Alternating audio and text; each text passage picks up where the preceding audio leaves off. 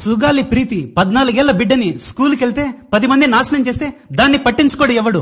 అదే జగన్మోహన్ రెడ్డికి చిన్న బొక్క పడితే రాష్ట్రమంతా ఊగిపోద్ది. సగటు మనిషి బాధ మనకు తెలియదు.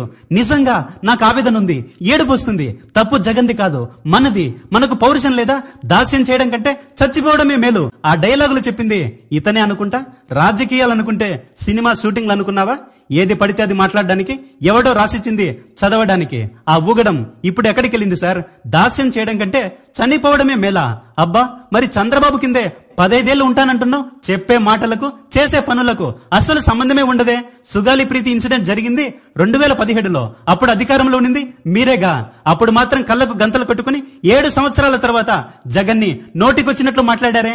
5 సెంట్ల స్థలం, 5 ఎకరాల పొలం, ప్రభుత్వ ఉద్యోగం ఇచ్చినా సరే ఎక్కడా కనీసం ఒక్క మాట కూడా చెప్పకుండా, ఎడమ చేతికి కూడా తెలియకుండా కుడి చేతితో సహాయం చేస్తే, ఆఖరికి సుగాలి ప్రీతి వాళ్ళమ్మ కూడా జగన్ అధికారంలో ఉన్నప్పుడు ఎప్పుడూ ఆ మాట చెప్పలేదు.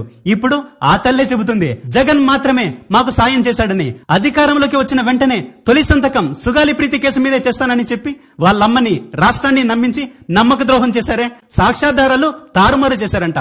ఆ తారుమారు చేసిన వాళ్ళను బొక్కలో తోయకుండా ఈ మాటలేంటి? కాదంబరి జత్వాని కేసు పెట్టి పెట్టగానే ఐఏఎస్లనే జైల్లో వేశారే. సుగాలి ప్రీతి కేసులో కనీసం ఒక్కరినన్నా పట్టుకున్నారా? న్యాయం చేయండి అంటే లా అండ్ ఆర్డర్ నా చేతుల్లో లేదు, నేను హోంమంత్రిని కాదు అని కళ్ళబొల్లి కథలన్నీ చెబుతున్నారు. మీరు ప్రభుత్వంలోనే ఉన్నారు కదా, మరి రాజీనామా చేసి బయటికి రండి సార్. సుగాలి ప్రీతి కేసు అప్పుడెప్పుడో జరిగింది అంటున్నారే. మరి మీరు మొన్న అధికారంలోకి వచ్చిన తర్వాత నుంచి ఇప్పటి వరకు ఎన్ని హత్యలు, ఎన్ని అత్యాచారాలు జరిగాయి? ఏమైనా న్యాయం చేశారా?